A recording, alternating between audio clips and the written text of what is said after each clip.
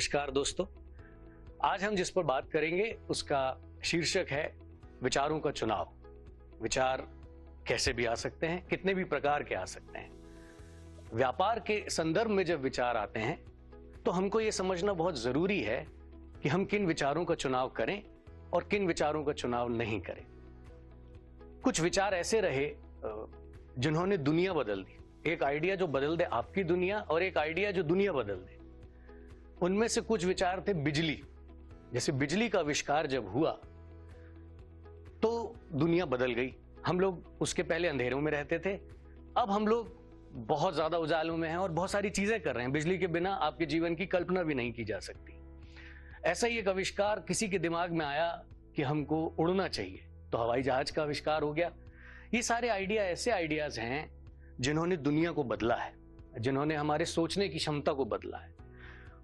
जो अभी नए जमाने का जो सबसे बेहतरीन आइडिया रहा है वो है इंटरनेट, जिसके माध्यम से मैं आपसे जुड़ा भी हूं। इंटरनेट के आने से दुनिया बहुत छोटी हो गई है, सारी जानकारी आज आपके मोबाइल पे है।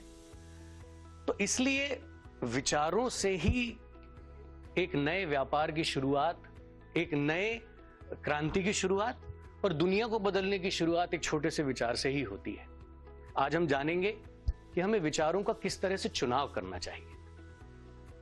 विचार ऐसे भी हो सकते हैं जो व्यर्थ के हों और उनको लेके हम आगे बढ़ जाएं। विचार ऐसे भी हो सकते हैं जो बहुत अच्छे हैं और जिनको हम बुरा समझ के छोड़ दें। इसलिए विचारों का चुनाव करना बहुत आवश्यक है। सफल उत्पाद विचारों की पहचान करने से सीधा सीधा संबंध रखता है। यदि आप अपना व्यापार करने की सोच रहे हैं, यदि आप एक नए प्रोडक्ट पे काम कर रहे हैं, तो आपको यह समझना बहुत जरूरी है कि आपके उत्पाद की सफलता आपके विचारों की सफलता पे ही निर्भर है। जैसा कि मैंने कहा कि आइडिया कौन सा हम लेते हैं, अच्छे विचारों की पहचान करना और जल्द से जल्द खराब विचारों को छोड़ देना, ये क्यों जरूरी है? ये इसलिए जरूरी है कि जब हम आइडिया को व्यापार में बदलेंगे और जब हमारे उत्पादों का विकास होने लगेगा, उसकी लागत जो है वो बाद के चरणों में बहुत बढ़ जाती है। और वो जो लागत है वो बाद में हमको बहुत दुख देगी यदि हमारा विचार जो है, हम गलत आइडिया के साथ आगे बढ़ गए। 100 साबुन की टिकिया बनाना भले ही गलत बनाया हो, उसको बेचना फिर आसान है, लेकिन जब ये 1 लाख हो जाती हैं तो आपका माल नहीं बिकता यदि गलत बन गया है तो। इसलिए बहुत जरूरी है कि जो विचार आप आज चुन रहे हैं उसको आगे तक लेके जा सकें, इसलिए आप सही विचार का ही चुनाव करें।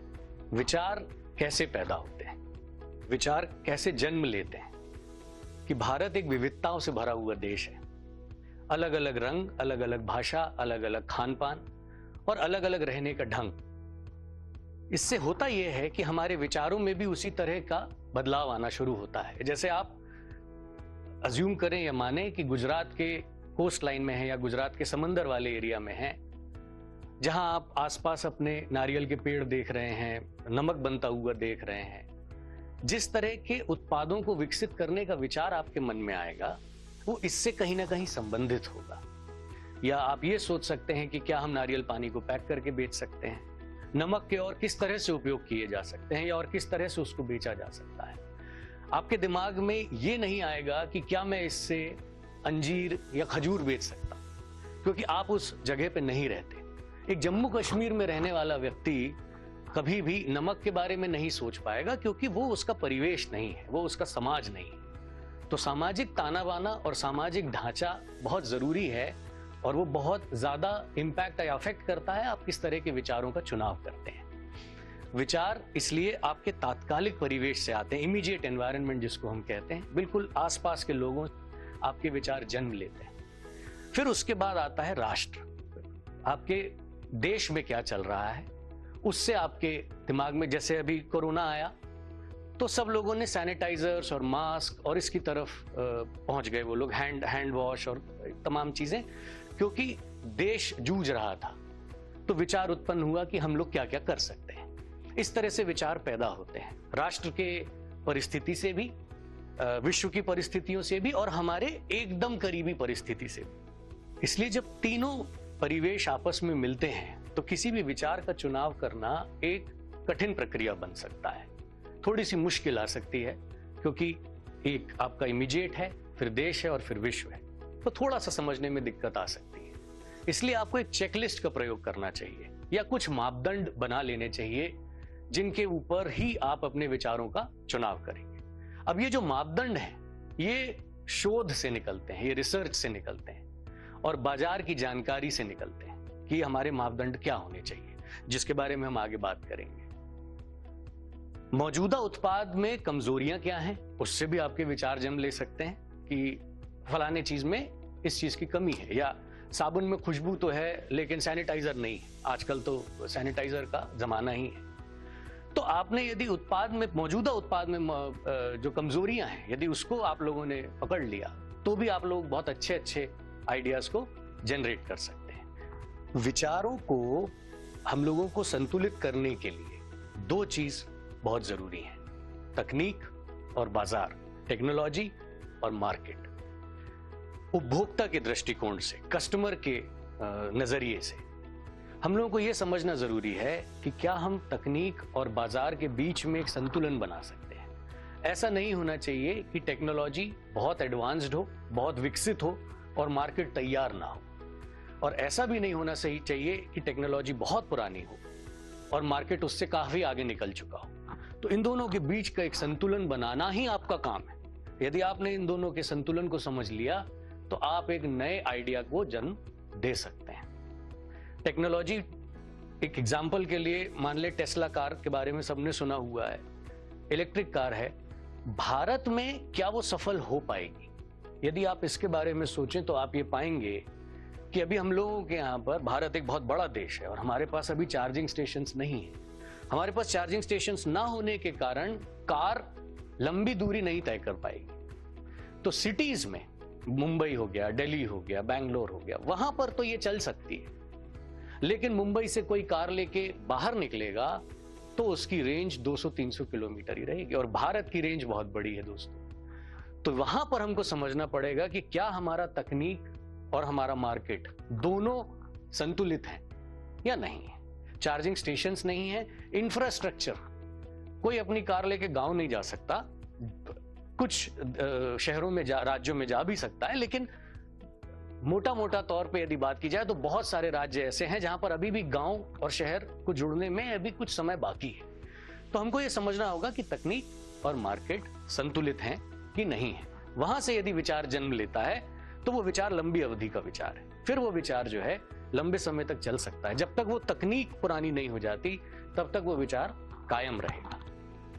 दूसरी चीज जो मैं कहना चाहता हूं वो ये है कि आप जोखिम, जो रिस्क है, और पुरस्कार, जो उस रिस्क के साथ रिवॉर्ड एसोसिएटेड है, उसकी एक अलग अलग डिग्री का पोर्टफोलियो बनाएं। इसका मतलब यह है कि जोखिम आपका एक रेंज हो सकती है कि इसमें बहुत कम जोखिम है, इसमें मध्यम जोखिम है और इसमें बहुत ज्यादा जोखिम है। ये तीन आपने कैटेगरी बना ली और उसी से एसोसिएटेड आपने रिवॉर्ड बना लिए कि जिसमें सबसे कम जोखिम है उसमें थोड़ा कम रिवॉर्ड मिलेगा, उसके बाद मध्यम रिवॉर्ड मिलेगा और फिर लंबी अवधि का रिवॉर्ड मिलेगा। एग्जाम्पल के तौर पे जैसे निम्न जोखिम की यदि हम बात करें तो जो सीजनल या मौसमी प्रोडक्ट्स हैं, आप बरसात में यदि छाता बेचेंगे तो मिनिमम रिस्क है।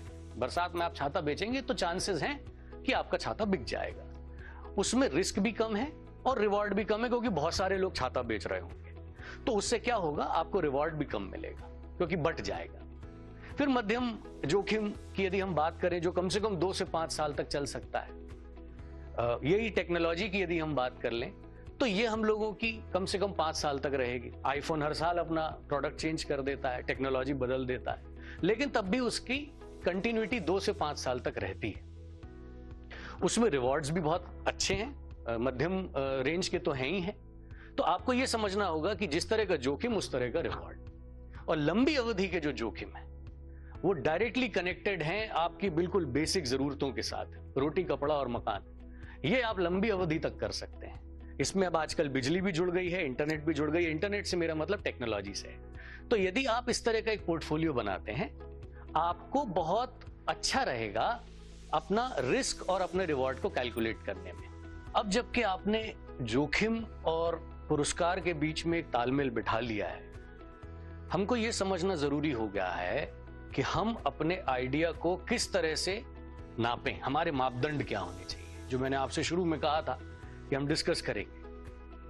हमारे मापदंड 4 या 5 हैं।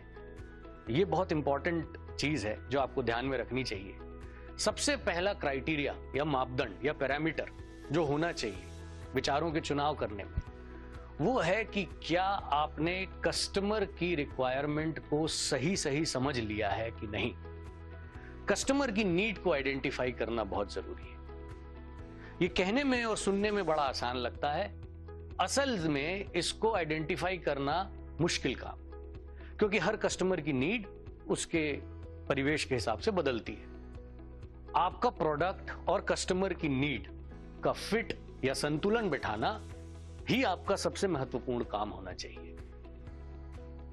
दूसरा सबसे इंपॉर्टेंट पैरामीटर वो ये है कि आप अपने मार्केट को, जो आपने टारगेट किया हुआ, जिसको हम टारगेट मार्केट कहते हैं, आप अपने उपभोक्ता को, अपने कस्टमर को क्या बेनिफिट दे रहे हैं और क्या वो बेनिफिट ऑलरेडी मार्केट में है।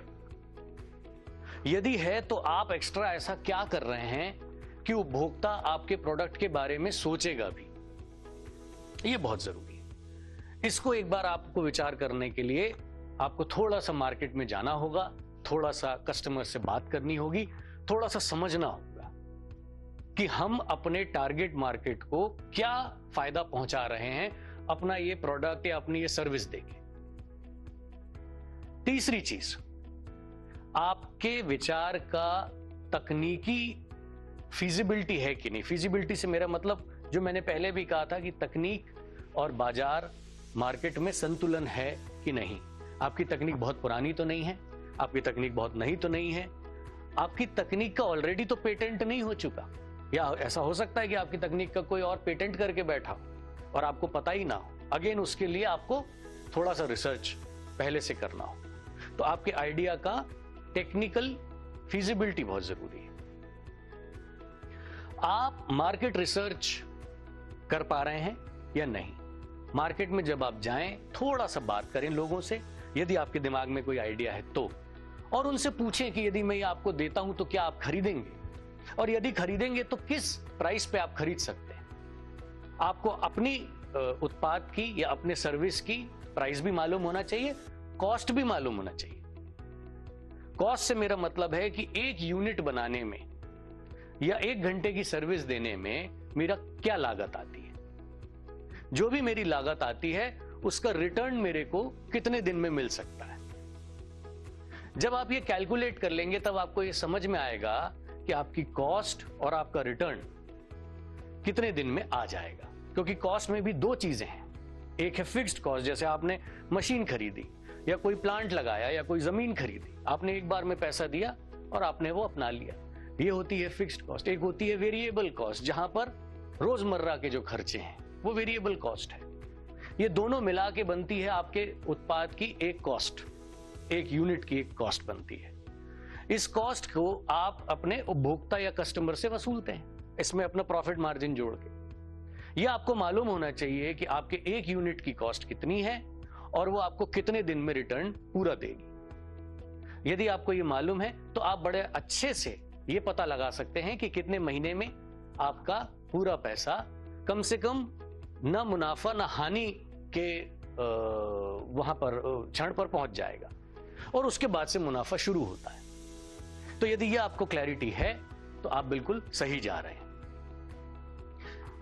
5वीं चीज ये है कि आपको ये पता होना चाहिए कि आपका प्रोडक्ट या आपकी सर्विस मार्केट में कहां फिट होती है। क्या ऐसा कोई गैप है जिसको आप पूरा कर रहे हैं, या आप एक और प्रोडक्ट हैं, जैसे लक्स भी बिक रहा है, डिटॉल भी बिक रहा है, संतूर भी बिक रहा है, तो हम भी बिक जाएंगे।